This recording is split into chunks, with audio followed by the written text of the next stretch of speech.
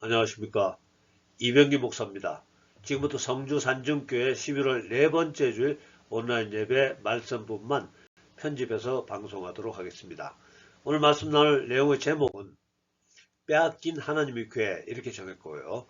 오늘 이야기는 법궤라고도 불리고 또 언약궤라고도 또 여러가지 다양한 이름으로 불려지는 하나님의 교회에 대한 이야기입니다. 이제부터는 이해하기 쉽도록 언약궤로 통일해서 부르도록 하겠습니다. 언약궤는 기원전 1500년, 지금으로부터 3500년 전에 이스라엘 백성들이 애굽을 탈출해서 가나안으로 가는 도중에 만든 겁니다. 그 안에는 출애굽 때의 지도자 모세가 시내산에서 하나님께 받은 십계명을 새긴 돌판 2개가 들어있었고요. 그 언약궤는 하나님의 임재를 상징하고 출애굽 때 행군 시에 가장 앞서서 이동하기로 하였습니다. 여기서 오늘 성경 말씀 민수기 10장 33절에서 35절로 그들이 여호와의 산에서 떠나 3일 길을 갈 때 여호와의 언약궤가 그 3일 길을 앞서가며 그들이 쉴 곳을 찾았고 그들이 진영을 떠날 때 낮에는 여호와의 구름이 그 위에 덮였었더라. 궤가 떠날 때에는 모세가 말하되 여호와여 일어나사 주의 대적들을 흩으시고 주를 미워하는 자가 주 앞에서 도망하게 하소서 하였고, 그리고 출애굽 도중에 행군을 멈추고 수경할 때는 모든 백성의 장막 가장 중앙에 특별한 형태의 성막을 설치하고 그 성막의 가장 깊숙한 장소인 지성소라는 곳에 언약궤를 보관하였습니다. 그리고 출애굽기 25장 22절 거기서 내가 너와 만나고 속죄소 위 곧 증거궤 위에 있는 두 그룹 사이에서 내가 이스라엘 자손을 위하여 내게 명령할 모든 일을 내게 이르리라. 이렇게 모세는 지성소 안에 들어가서 언약궤 위에 임재하시는 하나님을 만났었다는 것입니다. 그러니까 이 언약궤가 얼마나 중요하겠습니까? 근데 이렇게 중요한 언약궤가 출애굽 시에는 성막의 지성소에 보관하였지만 그 후에 다른 여러 곳을 이동하여 보관하다가 솔로몬 성전이 완공되고 나서는 그곳에 보관하는 것으로 그까지 성경의 기록으로 남아있다가 그 후에는 성경의 기록에 언약궤가 더 이상 언급하지 않게 됩니다. 더 이상 등장하지 않습니다. 그리고 그 언약궤 행방에 대한 여러 가지 학설들이 등장하게 되는데요. 실제로는 아직까지 정확하게 언약궤가 어디 있는지 아무도 모릅니다. 오래전에 1981년에 언약궤 행방에 대한 여러가지 학설 중에 하나를 소재로 한 영화가 등장했습니다. 미국 영화감독 스티븐 스필버그가 만든 영화 가운데 인디아나 존스라는 유명한 영화인데요. 시리즈로 나왔고요. 1편이 바로 잃어버린 법궤라는 제목의 영화였습니다. 이 영화는 제목에서 보여주는 것처럼 잃어버린 법궤를 찾아 나서는 이야기입니다. 미국의 어느 대학에서 고고학을 가르치는 인디아나 존스 박사는 정부로부터 성경에 나오는 언약궤를 찾으라는 명령을 받게 되는데요. 지금부터는 언약궤의 행방에 대한 영화 내의 설정입니다. 영화 내에서 전설에 따르면 기원전 980년경에 예루살렘을 침략한 이집트 왕이 그것을 타니스라는 곳으로 옮겨 영혼의 우물이라고 불리는 비밀의 방 속에 감추어 놓았답니다. 근데 불행하게도 타니스라는 지역이 어디인지 또 영혼의 우물이라고 불리는 비밀의 방이 어딘지 아무도 알 수가 없었다는 거고요. 그러던 중에 1940년대 독일의 나치 고고학자들이 그 타니스의 위치를 알아냈답니다. 독일의 나치들이 언약궤를 찾아내려 한 것은 그 언약궤에 신비한 힘이 있다고 믿었기 때문인데요. 그 언약궤를 가지고 전쟁터에 나가면은 승리를 거둘 수 있다고는 그 전설을 믿고 있었다고 합니다. 어떻게 해서든지 그 언약궤를 찾아내서 그 언약궤를 앞세우고 나가서 세계를 정복하려는 그 야망을 이루겠다는 속셈이었습니다. 미국 또한 어떻게 해서든지 그 언약궤를 독일 나치 군인들보다 먼저 찾아내려고 존슨 존스 박사를 그곳에 보내 언약궤를 먼저 찾도록 한 겁니다. 타니스에 도착한 존스 박사는 나치 군인들과 사투를 벌린 끝에 영혼의 우물을 찾아내고 언약궤를 발굴하는 데 성공합니다. 그 언약궤를 미국으로 가져오려고 하자 장애물이 나타나는데요. 독일 군인들이 앞잡이 노릇하던 고고학자 벨로크에게 그 언약궤를 빼앗기고 존스 박사는 영혼의 우물에 갇히는 신세가 됩니다. 간신히 우여곡절 끝에 또 그것을 탈출한 존스 박사가 언약궤를 운송하는 트럭을 추격해서 그것을 되찾고요. 그리고 그 언약궤를 미국으로 운반하기 위해서 화물선에 그 언약궤를 싣고 미국을 향해 가고 있었습니다. 근데 또 잠수함을 타고 나타난 나치 군인들에 의해서 언약궤를 빼앗기게 되고요. 존스 박사도 사로잡혀 끌려갑니다. 나치 군인들은 한 동굴 안에서 언약궤 개봉식을 거행하게 되는데요. 그 안에 무엇이 들었는지, 어떻게 해서 언약궤가 그렇게 무서운 힘을 가졌는지 알아보고 싶었던 겁니다. 존스 박사는 기둥에 묶인 채 그 광경을 지켜보는데요. 언약궤를 여는 순간에 언약궤 안에서 나온 불가사의한 힘에 의해서 동굴 안에 있는 모든 사람이 죽임을 당하게 됩니다. 언약궤가 개봉될 때 그걸 보지 않으려고 눈을 감고 있었던 존스 박사와 일행 한 명만이 살아남게 됩니다. 영화는 여기까지 소개하겠습니다. 이제 오늘 이야기, 오늘 성경 이야기로 들어가 보겠습니다. 기원전 1000년, 지금으로부터 3000년 전에 이스라엘의 왕이 없고 필요할 때마다 사사가 등장해서 나라를 통치하던 시절입니다. 어느 날 이스라엘과 블레셋과의 전쟁이 있었고 이스라엘이 져서 4000명이 죽었습니다. 그러자 이스라엘 장로들이 회의를 해서 사무엘상 4장 3절 후반부에서 4절 전반부, 여호와의 언약궤를 실로에서 우리에게로 가져다가 우리 중에 있게 하여 그것으로 우리 원수들의 손에서 구원하게 하자 하니, 이에 백성이 실로의 사람을 보내어 그룹 사이에 계신 만군의 여호와의 언약궤를 거기서 가져왔고, 언약궤를 가져온 이스라엘 백성들은 용기 백배에서 함성을 지르고 공격을 합니다. 블레셋 군대는 처음에는 소문으로만 듣던 유명한 언약궤가 왔다는 소식에 두려움에 떨게 되는데요. 블레셋 지휘관들이 강한 동료의 용기를 얻어가지고 블레셋이 오히려 맹렬히 전투에 임하게 됩니다. 사무엘상 4장 10절, 블레셋 사람들이 쳤더니 이스라엘이 패하여 각기 장막으로 도망하였고 살육이 힘이 커서 이스라엘 보병이 엎드려진 자가 3만 명이었으며, 언약궤를 가져갔던 이스라엘은 전쟁에서 크게 지고 언약궤마저 빼앗기게 됩니다. 그런데 흥미로운 것은 언약궤를 빼앗아간 블레셋 사람들이 그 언약궤를 자기들의 도시 아스도스로 가지고 가서 다곤이라는 우상의 신전에 두게 되는데요. 사무엘상 5장 2절에서 3절, 블레셋 사람들이 하나님의 궤를 가지고 다곤의 신전에 들어가서 다곤 곁에 두었더니 아스도 사람들이 이튿날 일찍 일어나 본즉 다곤이 여호와의 궤 앞에서 엎드러져 그 얼굴이 땅에 닿았는지라. 그들이 다곤을 일으켜 다시 그 자리에 세웠더니, 그러니까 언약궤 앞에 엎드려진 우상을 다시 세워놓고 다음날 아침에 보니까 이번에는 우상 손목과 머리까지 잘린 채로 엎드려 있었다는 겁니다. 뿐만 아니라 그 지방 사람들에게 지독한 종기가 발생해 가지고 사람들이 죽어나가기 시작합니다.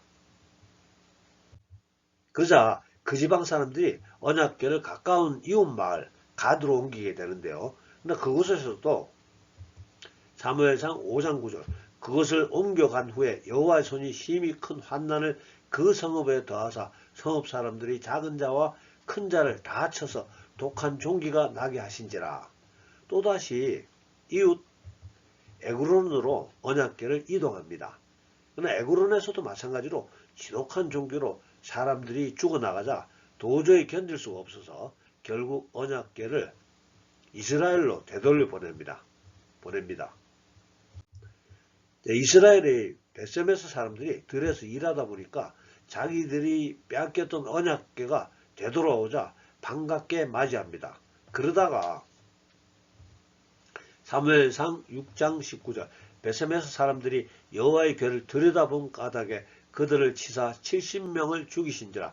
여호와께서 백성을 쳐서 크게 살육하셨으므로 백성이 슬피 울었더라. 그리고 베스메스 사람들도 언약궤를 두려워해서 자기들이 이웃 마을로 옮겨놓게 됩니다.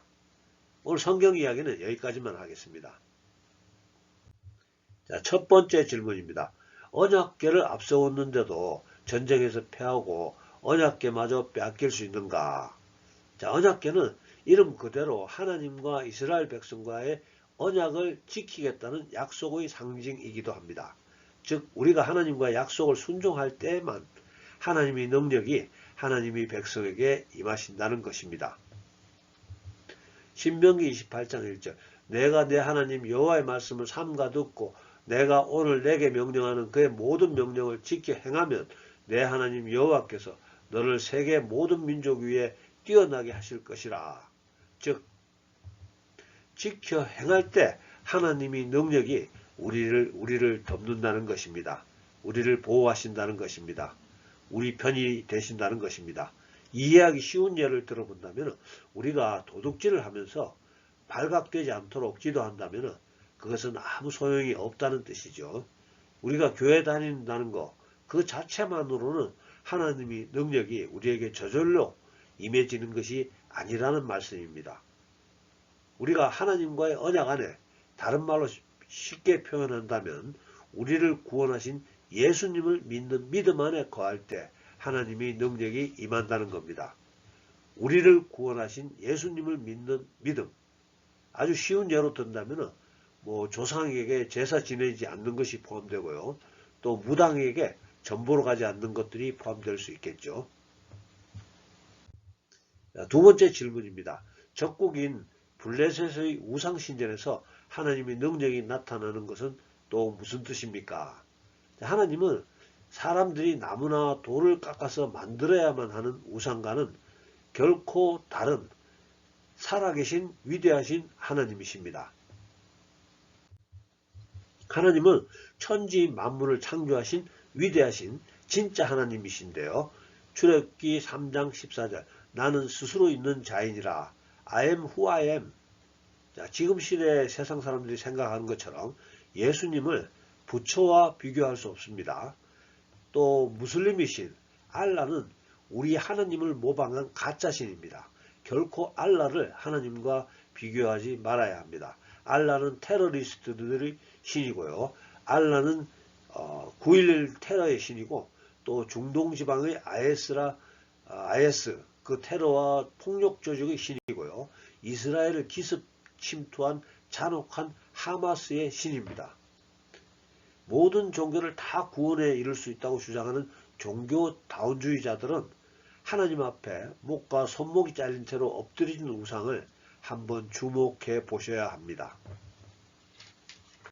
자, 세 번째 주제입니다.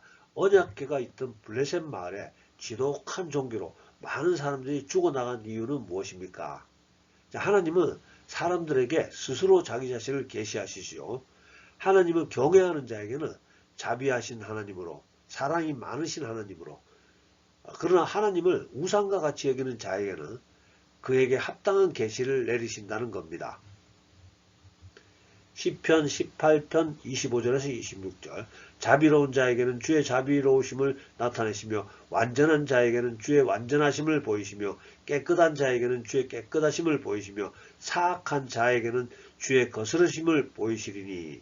자, 그러니까 이방신을 섬기는 자들이 하나님을 가까이 하면 정말 위험합니다.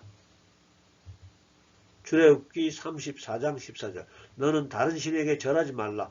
여호와는 질투라 이름하는 질투의 하나님입니다. 그래서 귀신을 섬기는 무당들이 하나님의 사랑을 만나게 되면 두려움에 빠질 수밖에 없게 됩니다. 자, 네 번째 주제입니다. 하나님의 백성. 그렇다면 이스라엘의 베세메스 사람들이 언약궤를 들여다보다가 죽은 이유는 무엇인가요? 자, 원래 거룩하신 하나님을 죄 있는 인간들이 바라보면 죽게 되어 있었습니다. 한 번은 모세가 하나님께 하나님의 얼굴을 보여달라고 요청합니다. 그때 하나님 말씀인데요. 출애굽기 33장 20절 내가 내 얼굴을 보지 못하리니 나를 보고 살 자가 없음이니라. 자, 그러시면서 하나님께서 모세를 바위 틈에 세우시고 하나님의 손으로 모세를 덮으신 다음에 지나가시면서 손을 거두셔서 모세는 하나님의 등을 잠깐 보게 됩니다. 모세 이후에도 이스라엘의 대제사장만 1년에 한 번 여러가지 복잡한 속죄와 또 종결의식을 하고 목숨을 걸고 지성소의 언약궤 앞에 들어가게 됩니다. 위험하니까요. 목숨을 잃을 위험이 있다고 합니다. 네, 여기서 잠깐 다른 이야기 하나 추가하면요. 이스라엘 백성들이 애굽에서 종살이 하다가 애굽에서 해방될 때 이야기입니다. 모세가 10가지 재앙을 애굽 왕에게 보여줘도 애굽 왕은 꿈쩍도 하지 않았습니다. 그래서 하나님이 이스라엘 백성들에게 어린 양을 죽여서 그 피를 이스라엘 백성들의 집 문설주에 바르라고 지시하셨습니다. 그리고 그날 밤에 모든 생물의 장자만 죽이는 임무를 부여받은 죽음의 천사가 애굽 전역의 모든 집을 방문하다가 양의 피가 발라져 있는 집에서는 장자를 발견하지 못하고 그냥 지나가고 양의 피가 없는 애굽 사람들의 집에 들어가서 사람이나 짐승이나 모든 초태생을 즉 장자를 죽이게 되므로 놀란 애굽 왕이 이스라엘 백성들을 해방시키게 된다는 이야기입니다. 즉 어린 양의 피로서 구원함을 얻었다는 이야기죠. 이때로부터 1500년 후에 하나님이 인간의 몸으로 이 땅에 오셔서 친히 어린 양이 되신다는 이야기가 바로 복음입니다. 굿뉴스입니다. 예수님이 십자가에서 흘리신 보혈이 어린 양의 피가 되어서 우리의 모든 죄와 허물을 덮어 하나님께 우리의 죄가 보여지지 않는다는 것이 바로 복음인 것입니다. 즉 보혈의 옷, 하나님의 의로움이란 외투를 걸치는 것과 같습니다. 우리의 모든 더러움이 보혈 속으로 즉 하나님의 의로움으로 덮여진다는 것입니다.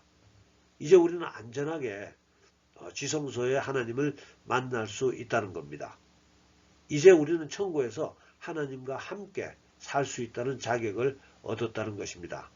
할렐루야. 말씀 정리합니다. 오늘은 빼앗긴 하나님의 괴라는 제목으로 말씀 나누었습니다. 오늘 이야기에서 중요한 교훈 몇 가지 다시 생각해 보면요. 먼저 하나님이 약속하신 하나님의 권능은 우리가 하나님의 언약 안에 있을 때만 유효합니다. 두 번째, 하나님은 우리가 만들거나 우리가 보호해야 되는 분이 아닙니다. 오히려 하나님이 우리를 만드셨고요. 하나님이 우리를 보호하신다는 겁니다. 세 번째로 하나님은 하나님을 경외하는 우리에게는 자비롭고 사랑이 많으신 분이시지만 하나님을 배척하는 자들에게는 크고 두려우신 하나님이십니다. 네 번째, 우리는 오직 예수님의 보혈을 의지해서만 하나님 앞에 나아갈 수 있습니다. 우리의 의로움, 우리의 선행으로는 하나님 앞에 나설 수 없습니다. 오직 죽음뿐입니다. 그러니까 예수님의 보혈, 즉 하나님의 의로움으로 옷을 입고 하나님 앞에 나아갈 수 있는 우리 모두 되시기를 예수님 이름으로 축복합니다. 기도하겠습니다. 사랑과 은혜 풍성하신 아버지 하나님, 오늘도 사랑하는 주의 자녀들 택하시고 부르시고 또 함께 예배드릴 수 있게 하심을 감사합니다. 아버지 하나님, 오늘 언약궤를 빼앗긴 이스라엘을 보면서 하나님 마음을 배우고 있었습니다. 특별히 오늘 우리가 섬기는 하나님은 스스로 존재하시며 스스로 일하시는 살아계신 위대하신 하나님이심을 다시 기억나게 하셨기에 감사합니다. 아버지 하나님, 오늘도 간구합니다. 하나님의 은혜 받기를 기다리는 주의 백성들 주님 돌아보시옵시고 더 큰 은혜 부어주시옵소서. 성령으로 기름 부어 주시옵소서. 믿음 흔들리지 않도록 주님 붙잡아 주시옵시고 세상의 종교다운주의 사상에 또 세상의 동성애를 지지하는 사상에 또 세상의 우상과 인본주의를 지지하는 사상에 속지 않도록 우리 죄를 사하시고 우리를 천국으로 인도하시는 예수님을 믿는 믿음, 그 믿음 흔들리지 않도록 주님 붙들어 주시옵소서. 지금은 우리 구주 예수님의 은혜와 아버지 하나님의 극진하신 사랑과 성령님의 감동, 감화, 교통하심이 오늘 예배에 참석한 우리 모두에게 또 우리들의 가정과 일터와 성민은 교회 위에 지금부터 영원토록 함께하여 주시옵기를 간절히 축원하옵나이다. 아멘. 네, 할렐루야. 감사합니다. 다음 주에 뵙겠습니다.